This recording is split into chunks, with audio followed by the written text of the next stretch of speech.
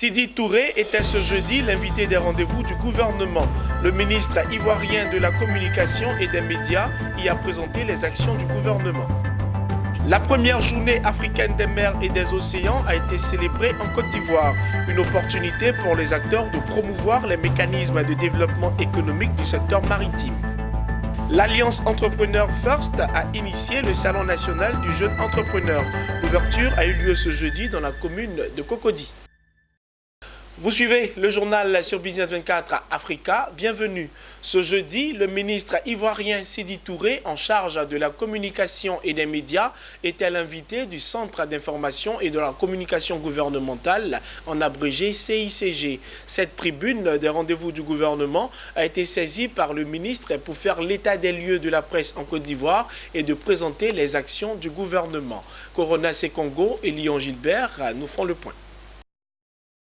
C'est un habitué de ce genre de rencontre, car porte-parole du gouvernement ivoirien et ministre de la communication et des médias. L'exercice pour ce plateau des rendez-vous du gouvernement a consisté pour Sidi Touré à faire l'état des lieux de la presse en Côte d'Ivoire. Il en ressort les caractéristiques d'une presse en crise depuis les années 2000, la perte de confiance du lectorat, la perte de crédibilité du journaliste, la baisse vertigineuse des ventes et la dégradation de l'image de la corporation liée au non-professionnalisme et au non-respect de l'éthique et de la déontologie. Dans ce tableau sombre, l'État adopte des mesures pour sortir la presse de son gouffre.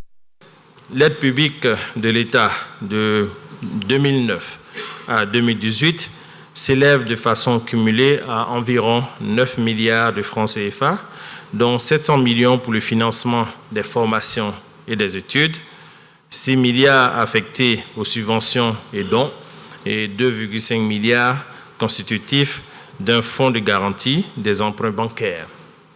Le FSDP a ainsi financé le renforcement des capacités managériales des chefs d'entreprise, encouragé l'innovation et la modernisation et subventionné les entreprises de presse. En outre, par l'appui financier et organisationnel du FSDP, la mutuelle sociale des médias, MS Média, a été créé pour une meilleure politique sociale en faveur des journalistes et professionnels de la communication. Ces actions du gouvernement ont permis à la Côte d'Ivoire, selon le ministre, de gagner 88 places au classement mondial de Reporters sans frontières, en passant de la 159e à la 71e place de 2011 à 2019 face à la presse nationale. Le ministre de la Communication ne pouvait se dérober aux questions liées notamment à la télévision numérique terrestre TNT, la libéralisation de l'espace audiovisuel et la politique de lutte du gouvernement contre les affiches publicitaires. Nous avons instruit nos différents collaborateurs, en l'occurrence la brigade, de démanteler systématiquement tous les panneaux qui se trouvent dans les carrefours, parce que c'est un lieu interdit pour tout affichage. Vous comprendrez pourquoi, d'ailleurs, par rapport à la sécurité, au niveau des carrefours. Les courbes aussi doivent être dénuées de l'installation de panneaux. Donc, systématiquement, tous ces endroits seront nettoyés de la présence des différents panneaux. La réglementation dit qu'un panneau doit être installé à environ 100 mètres du carrefour. Si vous avez un carrefour, il faut compter 100 mètres pour voir le premier panneau. Et après ce premier panneau, il y a une interdistance de 75 mètres entre les différents panneaux jusqu'au prochain carrefour, tout en maintenant la distance de 100 mètres. Outre ces questions, Sidi Touré a déploré la crise actuelle au sein de l'Union nationale des journalistes de Côte d'Ivoire, UNJCI. Il en appelle au dialogue avec la mise en place du comité de médiation et à l'organisation d'élections transparentes au sein de la fêtière. Pour ce qui concerne les télévisions privées, elles émettront sur l'étendue du territoire national en juin 2020, affirme Sidi Touré. Cette conférence de presse est la 7e du genre au titre de l'année 2019, organisée par le Centre d'information et de communication du gouvernement ivoirien. Les rendez-vous du gouvernement permettent au ministre d'exposer les actions du gouvernement ivoirien dans chaque secteur d'activité et d'envisager les perspectives. Fixer les enjeux africains de la stratégie intégrée des mers et des océans, c'est le sujet exposé au cours de la conférence de la première journée africaine des mers et des océans. Occasion pour promouvoir les mécanismes de développement de l'économie bleue. Des détails avec Hervé Blayon et Eliane Kwasi. La stratégie AIM 2050, stratégie africaine intégrée pour les mers et les océans à l'horizon 2050, à l'épreuve de son appropriation nationale. Pour la célébration de la première édition de la Journée africaine des mers et des océans en Côte d'Ivoire, la Direction générale des affaires maritimes et portuaires a organisé une conférence animée par le colonel Bigo Mamadou, administrateur des affaires maritimes et portuaires à la retraite. Pour le conférencier, cette stratégie africaine est un instrument supranational destiné au développement de l'économie bleue. Elle repose sur des axes majeurs. L'IA vise à sensibiliser, à motiver, à pousser à l'action, à amener les États à accorder beaucoup plus d'attention que par le passé aux choses de la mer. La stratégie AIM 2050 poursuit également 3 fonctions. Elle repose sur la mer nourricière, la mer régulatrice du climat et la mer outil de développement du commerce. À travers ce dispositif, l'Union africaine donne l'opportunité aux États de mutualiser leurs efforts maritimes et de développer les potentialités offertes par le binôme mer-océan. À l'ouverture de cette conférence, le représentant du directeur général des affaires maritimes et portuaires a indiqué les objectifs visés par la Journée africaine des mers et des océans. L'objectif ultime visé est d'une part de faire prendre conscience à tous de l'importance vitale des mers et des océans et d'autre part de mettre en œuvre des politiques tendant à la création de richesses dans un domaine maritime africain stable et sécurisé. Le 25 juillet 2015, l'Union africaine lançait la stratégie africaine intégrée pour les mers et océans à l'horizon 2050. Depuis cette date, elle encourage les États membres à célébrer le 25 juillet de chaque année la Journée des mers et des océans, une initiative destinée à la création de plus de richesses grâce aux mers, océans et eaux intérieures de l'Afrique. L'entrepreneuriat pour une croissance économique et pour une lutte contre l'immigration clandestine et le chômage, c'est le thème retenu pour la première édition du Salon national du jeune entrepreneur. Le but de ce salon est de faire comprendre aux jeunes Ivoiriens que l'Eldorado, c'est en Côte d'Ivoire et nulle part ailleurs. Ce jeudi a marqué l'ouverture de ce salon et c'était dans la commune de Cocody en présence de nos reporters Lucien Sbokwa et Marie Seri. Présenter les opportunités d'affaires, motiver les promoteurs de projets novateurs et inciter les créateurs d'emplois générateurs de revenus face aux diplômés. C'est l'objectif de ce premier salon national du jeune entrepreneur. Cette première édition avait pour thématique l'entrepreneuriat pour une croissance économique et la lutte contre l'immigration clandestine et le chômage. Initiatrice de ce salon exposition, l'Alliance Entrepreneur Fest, organisation non gouvernementale, veut permettre aux jeunes diplômés d'apprendre, d'échanger les expériences et d'acquérir auprès des chefs d'entreprise chevronnés pour mieux appréhender leurs projets. Nous avons organisé ce salon en vue de motiver les jeunes entrepreneurs qui ont déjà osé se lancer dans l'entrepreneuriat et en même temps permettre aux jeunes qui ont peur à se lancer, qui ont du mal à se lancer, de leur donner des modèles inspirants afin d'être motivés pour cette cause-là. Nous avons 6 panels très inspirants avec des thèmes qui touchent à différentes thématiques. Le thème principal, notamment l'entrepreneuriat comme source de création de richesses, comme outil de lutte contre l'immigration clandestine. En fait, ce thème a été choisi en vue de montrer à tous nos jeunes les opportunités qui existent dans tous les secteurs d'activité en Côte d'Ivoire et leur donner envie de rester en Côte d'Ivoire, l'envie de se battre pour créer de la richesse au pays. Il faudrait comprendre une chose, la mentalité est très importante. Le père du concept Entreprendre à 0 francs a marqué sa présence à cette rencontre entrepreneuriale. Samuel Maté a invité les jeunes promoteurs à innover dans leurs projets.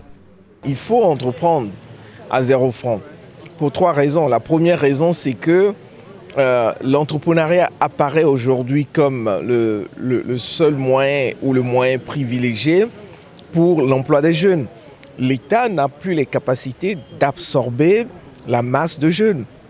Et les multinationales aussi n'ont plus cette capacité d'absorber la masse des jeunes chômeurs. Donc l'entrepreneuriat apparaît comme la voie ultime pour ces jeunes.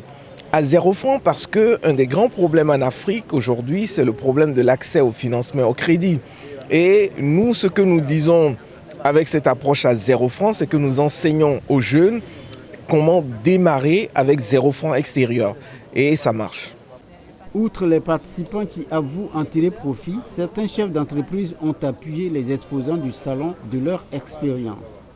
Notre spécialité, c'est d'accompagner ces jeunes entrepreneurs-là à pouvoir prendre le meilleur chemin afin de pouvoir atteindre leurs objectifs et de voir leur entreprise développer et pérenniser dans le temps. Ce salon du jeune entrepreneur m'a vraiment donné l'envie de réaliser mes projets, de me lancer réellement dans l'entrepreneuriat. Bien vrai que ce n'est pas facile avec les témoignages de nos dévanciers, je sais que je peux y arriver en fait.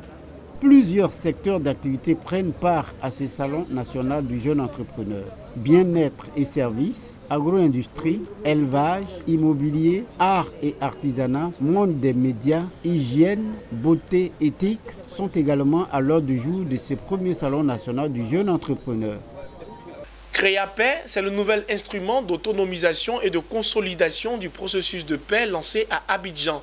8e du genre à l'actif de la chaire UNESCO FPOD, il consiste à recenser les femmes leaders autonomes et à leur donner les rudiments nécessaires pour impacter les différentes régions de la Côte d'Ivoire. Mondésir Nascimento Djifini et Tima Traoré. C'est le nouvel instrument de la QFPOD, entendez, chère UNESCO, eau, femmes et pouvoir de décision. Lancé ce jeudi à Abidjan, il est une plateforme de femmes ivoiriennes leaders dans leur domaine. Son but est de capitaliser sur les 30 ans d'engagement de Euphrasie Kwasi Yao, anciennement ministre de la Famille, de la promotion de la femme et de la protection de l'enfant, afin d'accélérer le processus de paix et d'autonomisation des femmes en Côte d'Ivoire. Créapaix signifie communauté, vous voyez, communauté régionale pour l'autonomisation et la paix. Il faut autonomiser les femmes leaders rurales ensemble avec la communauté pour leur confier la mission de paix. Nous pensons que la paix doit venir de la base, avec les femmes leaders rurales en avant. Et nous allons voir. Nous avons déjà expérimenté cela quand on a fait Jean et Eau. On a impliqué les femmes leaders rurales dans la gestion de l'eau. Toute la communauté a eu accès à l'eau. On a eu des prix internationaux. La Côte d'Ivoire a eu la chaire UNESCO eau, femmes et pouvoir de décision. On l'a expérimenté avec le Compédium des compétences féminines. Meilleur programme africain. Toujours le même outil. Leader, communauté, transformé pour réussir. Pour y parvenir, la chaire UNESCO aux femmes et pouvoir de décision compte sur 502 femmes de la région du Béquet, toutes leaders dans différents domaines, notamment en production agricole, commerce et administration, avec 3 actions principales en vue. Stratégie, ce sont des actions concrètes de terrain avec la communauté et les femmes leaders régionales en avant. La deuxième action, c'est de former, de donner les outils pour parler de paix. Parce qu'un citoyen qui est mal formé, c'est un danger pour la population. La troisième action, c'est la conscientisation, c'est la décision et la participation. La chaire UNESCO aux femmes, pouvoir et décision est une institution qui travaille en appui aux efforts de l'État de Côte d'Ivoire à créer un environnement national favorable aux droits des femmes et l'égalité entre les sexes. La commune de San Pedro a récemment vibré au rythme d'un festival de motos dénommé les Biker Days. Occasion pour les motocyclistes de faire montre de leur talent face à un public conquis. L'événement organisé par la mairie avait pour but de sensibiliser au respect du code de la route et à la sécurité routière. Corona Sekongo nous commente le reportage de Abel Kouaou. Dans la ville balnéaire de San Pedro, le festival des Biker Day a réuni du beau monde sur le principal boulevard de la commune du quartier Seweke. La communauté des motards est venue de toutes les régions du pays pour des démonstrations de motos, quelquefois à couper le souffle face à un public entièrement conquis à la magie des 2 roues.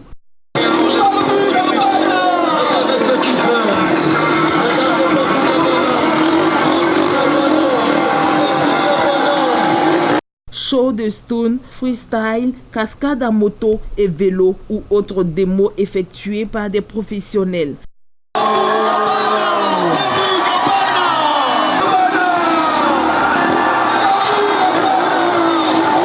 Le festival Les Biker Day de San Pedro est à l'initiative du maire Félix Anoblé. L'objectif est de sensibiliser à la sécurité routière, surtout qu'à San Pedro, on enregistre plusieurs cas d'accidents mortels du fait des motos. message, c'était donc celui de la sécurité et qu'il est important véritablement de pouvoir se protéger quand on est sur une moto. Il est important de pouvoir avoir une assurance quand on est sur une moto. Et surtout, pour certaines catégories de motos, il est important d'avoir un permis de conduire pour pouvoir donc conduire ces engins-là. Nous avons passé le message aux jeunes, nous avons passé le message donc de la volonté de la commune de leur offrir 1000 permis de conduire pour éviter donc qu'ils soient, pour ceux surtout qui sont sur les tricycles et qui font du commerce avec les tricycles, qu'ils fassent donc de la conduite de leur commerce sans donc avoir de permis de conduire et sans assurance. Le ministre de la Construction Bruno Koné était le parrain du festival. Il a salué cette initiative du maire au profit des conducteurs de moto ainsi que la grande mobilisation de la population. Il a invité les motards au respect du code de la route, à la prudence et au port de casque. Le maire Félix Anoblé a annoncé mettre 1000 permis de conduire à la disposition des jeunes détenteurs de moto de sa commune pour permettre à ceux-ci d'avoir les bons réflexes de conduite et de sécurité. La Banque européenne de reconstruction et de développement, en abrégé BERD, va financer via un prêt de 55 millions d'euros la réalisation ou la modernisation de 23 puits de forage profonds.